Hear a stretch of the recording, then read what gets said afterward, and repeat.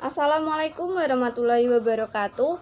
Kami dari kelompok 1 akan menjelaskan tentang bab 1, gambaran umum audit. Kelompok kami beranggotakan Randi Frizky Arrahman, Muklis Zain Al-Fajri, Febi Ruselawati, dan saya Zulfa Azhara Kurniawan. Dalam bab ini terdiri dari 7 pokok bahasan. Yang pertama, hakikat audit. Kedua, perbedaan antara auditing dan akuntansi. Ketiga, aspek ekonomi dalam permintaan akan auditing. Keempat, jenis-jenis audit. Kelima, jenis-jenis auditor. 6, akuntan publik terdaftar. Dan 7, standar auditing. Langsung saja pada pokok bahasan yang pertama, yaitu hakikat auditing.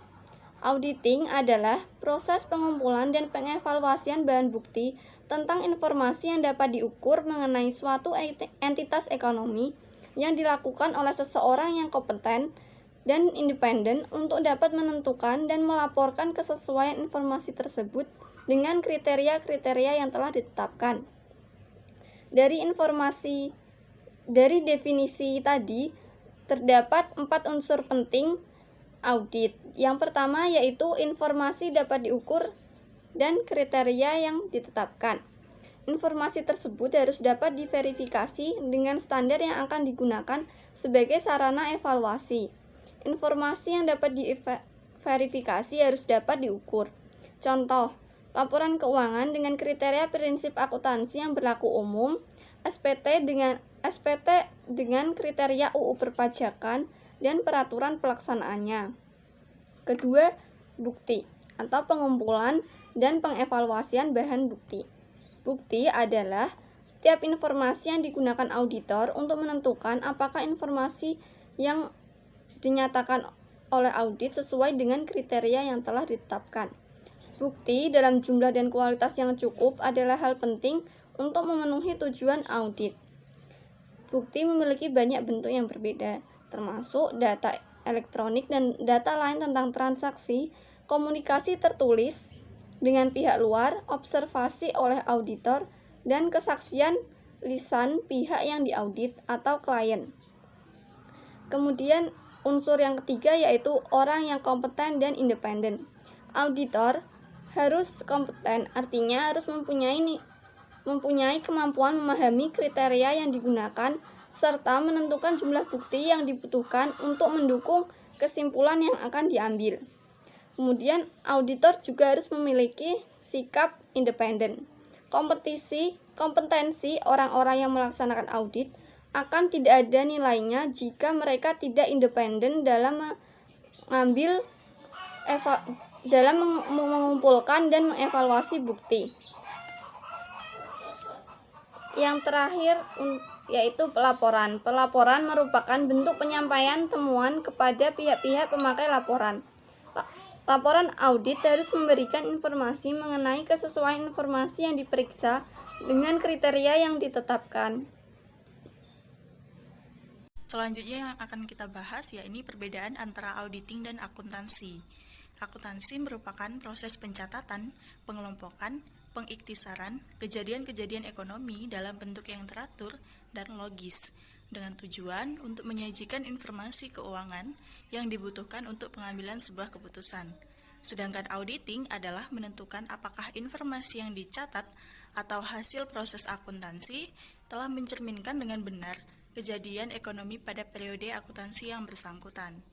Baik seorang akuntan dan auditor harus memiliki pengetahuan mengenai prinsip-prinsip akuntansi yang berlaku secara umum. Tetapi di samping itu, seorang auditor juga harus memiliki keahlian dalam pengumpulan dan penafsiran bahan bukti audit. Hal inilah yang dapat membedakan antara auditor dengan akuntan. Aspek ekonomi dalam permintaan akan auditing. Kondisi masyarakat yang semakin kompleks memungkinkan pengambilan keputusan menerima informasi yang tidak dapat dipercaya dan diandalkan. Hal ini disebut sebagai risiko informasi.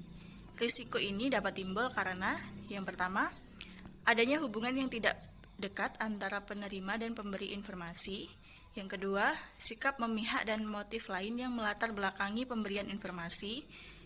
Yang ketiga, data yang berlebihan dan transaksi yang kompleks. Pengurangan risiko informasi dapat ditempuh dengan cara yang pertama, verifikasi oleh pihak pemakai. Namun cara ini tidak praktis dan tidak efisien. Pemakai informasi menanggung risiko bersama-sama dengan manajemen. Dengan cara ini, timbul kesulitan dalam berbagi risiko dengan manajemen. Dan yang terakhir, dilakukan audit atas laporan keuangan. Cara ini lebih praktis dan efisien. Jenis-jenis audit. Operasional audit atau audit operasional merupakan penelaahan atas bagian manapun dari prosedur dan metode operasi suatu organisasi untuk menilai efisiensi dan efektivitasnya. Produknya berupa saran atau rekomendasi untuk perbaikan aktivitas atau operasi perusahaan. Yang kedua ada compliance audit atau audit ketaatan, bertujuan untuk memeriksa apakah klien telah mengikuti prosedur atau aturan-aturan tertentu yang telah ditetapkan pihak yang memiliki otoritas yang tinggi. Misalnya peninjauan tingkat upah untuk menentukan kesesuaian dengan peraturan upah minimum. Dan yang ketiga ada financial statement audit.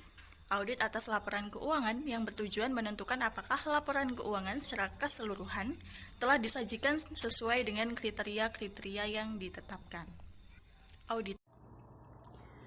Yang berikutnya adalah auditor. Nah, auditor ini adalah profesi yang memiliki kualifikasi tertentu dalam melakukan tugas audit atas laporan keuangan suatu perusahaan.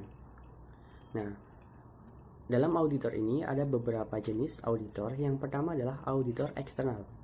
Auditor eksternal ini bertugas melakukan audit atas laporan keuangan perusahaan. Biasanya yang diperiksa adalah perusahaan besar atau beberapa perusahaan lebih kecil, bahkan juga ada yang organisasi non-komersial.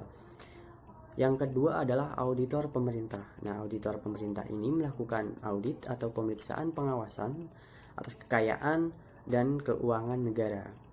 Kemudian auditor pajak. Nah, auditor pajak ini bertugas melakukan audit untuk menilai ketataan wajib pajak dalam memenuhi kewajiban perpajakan sesuai dengan UU perpajakan dan peraturan yang berlaku.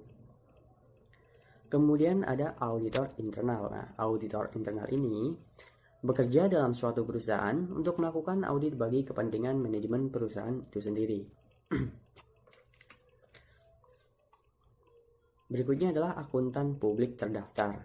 Nah, untuk menjadi akuntan publik terdaftar itu harus memenuhi persyaratan-persyaratan tertentu. Nah, persyaratan tersebut antara lain yang pertama adalah persyaratan pendidikan. Mengacu pada Undang-Undang Nomor 5 Tahun 2011 tentang akuntan publik, untuk mendapatkan izin menjadi akuntan publik terdaftar itu harus memiliki sertifikat tanda lulus ujian profesi akuntan publik yang sah atau biasa disebut sebagai CPA. Kemudian yang kedua adalah syarat ujian negara akuntansi. Nah, penyandang gelar CPA ini dapat membuka kantor layanan publik sendiri. Nah, IAPI ini merupakan satu-satunya lembaga yang berhak mengeluarkan sertifikat akuntan publik sesuai dengan UU Nomor 5 Tahun 2011 tentang akuntan publik. Nah, untuk mendapatkan gelar ini, maka seseorang harus menyelesaikan ujian tertentu sesuai dengan standar akuntan atau audit yang berlaku. Kemudian syarat ketiga adalah persyaratan pengalaman.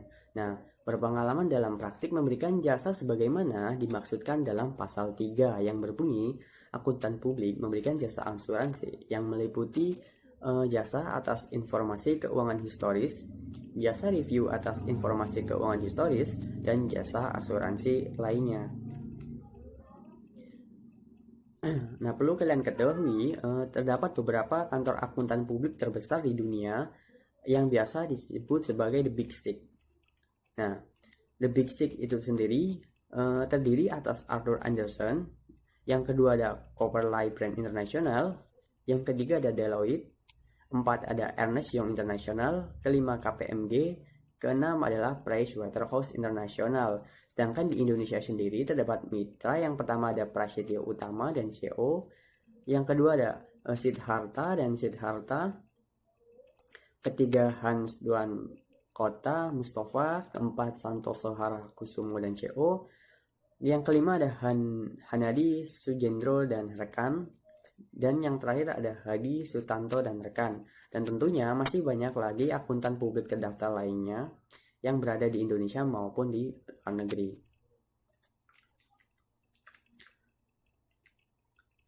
Berikutnya adalah aktivitas kantor akuntan publik.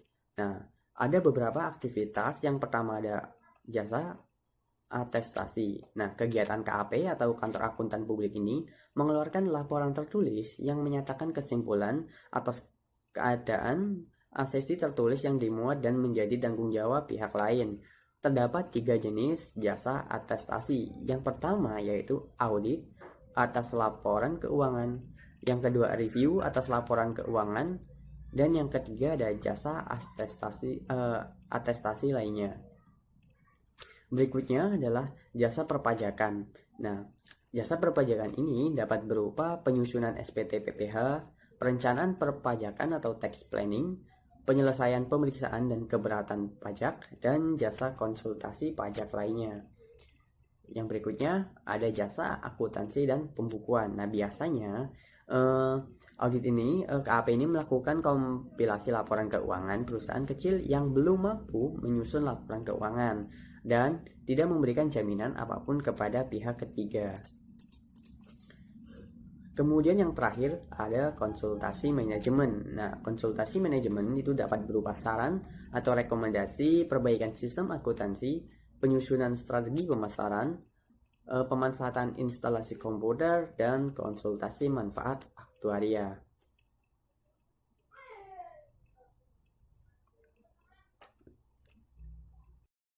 Selanjutnya yaitu standar auditing yang berlaku umum. Apa sih standar auditing? Standar auditing merupakan pedoman bagi auditor dalam menjalankan tanggung jawab profesionalnya. Standar ini harus dipandang sebagai standar minimal yang harus dipenuhi dan bukan standar maksimal. Dalam standar auditing terbagi 3 macam. Yang pertama standar umum, yang kedua standar pekerjaan lapangan, dan yang ketiga standar pelaporan. Yang pertama yaitu standar umum. Adalah standar yang berkaitan dengan persyaratan seorang auditor dan mutu pekerjaannya sehingga bersifat pribadi. Dalam standar umum terbagi menjadi 3. Yang pertama, audit harus dilaksanakan oleh seorang atau lebih yang memiliki keahlian dan pelatihan teknis yang cukup sebagai auditor. Di sini, seorang auditor harus memiliki sikap profesional dalam menjalankan tugasnya sebagai orang yang ahli dalam bidang akuntansi, terutama audit. Keahliannya diperoleh dari pendidikan formal atau pengalaman-pengalaman dari pelatihan teknis. Yang kedua, dalam semua hal yang berhubungan dengan penugasan, independensi dalam sikap mental harus dipertahankan oleh auditor. Maksudnya, seorang auditor harus memiliki sikap independen atau tidak boleh terpengaruh oleh oknum-oknum tertentu, karena pekerjaan seorang auditor itu berkaitan dengan kepentingan umum.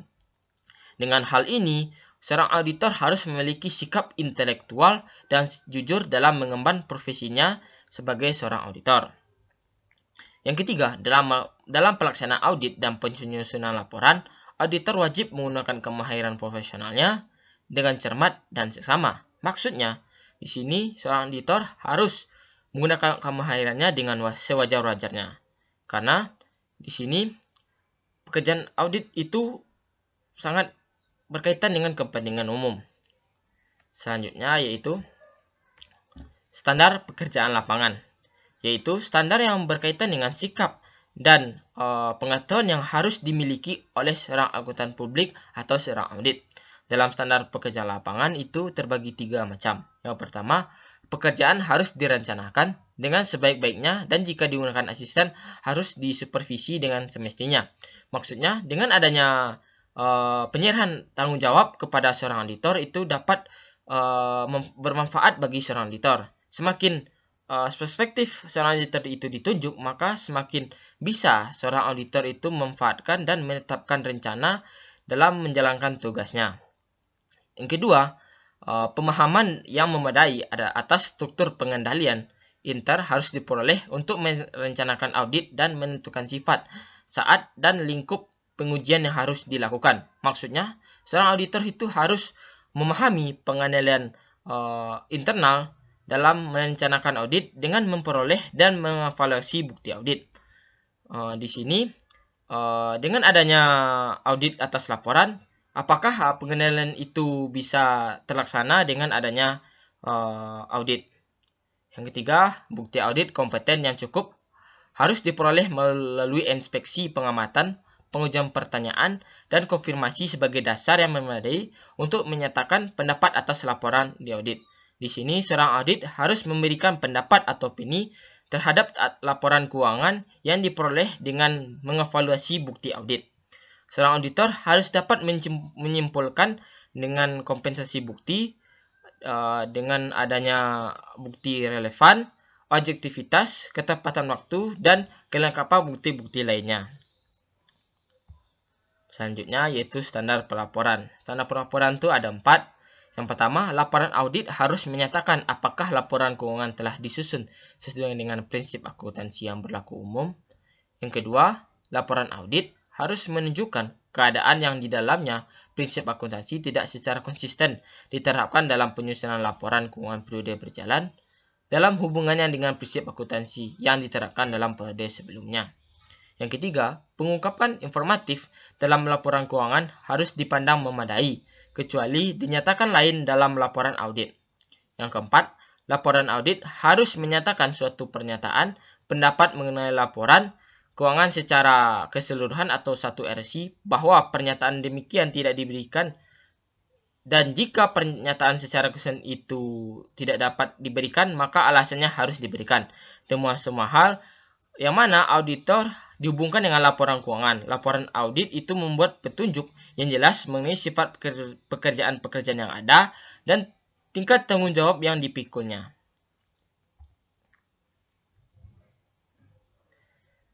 Sekian presentasi dari kelompok 1. Jika ada kesalahan kata maupun kesalahan dalam pengucapan, mohon dimaafkan. Sekian. Assalamualaikum warahmatullahi wabarakatuh.